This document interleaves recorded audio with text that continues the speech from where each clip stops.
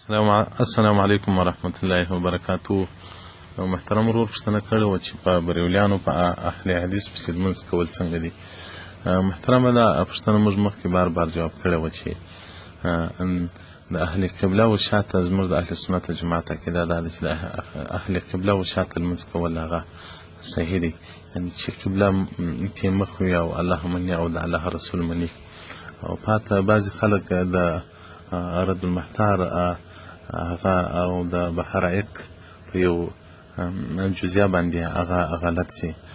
در المختار پس همیش د رد المحتار جلد اول باب الامامت کې وایي چې وایي په مبتدع پسې لمونځ نه ده صحیح، چې هغه بدعت ته ده او کفر ته مبسي وي، یعنې هغه بدعت ته یې کافر کوي، نو بیا فالصلاة خلفه لا تجوز بیا نه ده روا، که هغه بدعت کفر و. او دغه رنګ بحرائق جلد اول صفحه 449 باب الامامت او فتاوی هندیه جلد اول صفحه 4 باب الامامت. او دلته دغه اهل حدیث دي او که بریولیان دي، دغه ته که تاسې په نیز باندې کافران وي نو بیا خو لمونځ نه دی پسې روا، ځکه یو مخ اهل اسلام نه دي. او که مسلمانان ورته ویلی سي نو بیا لمونځ ورته روا ده. هلته رد المحتار او یا بحرائق چې دغه وایي په مبتدع پسې لمونځ نه ده روا، که چیرې دا بدعت ته ده هغه کفر و، نو بیا نه ده روا پسې.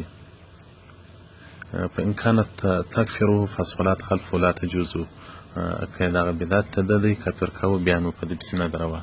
بله نور عقاید خو موږ ته نه دي رامعلوم د بریولیانو د سلفیانو چې مبتدعین دي او فاسقین دي، په کې موږ خبره نه کوو که بریولیان دي او که اهل حدیث دي.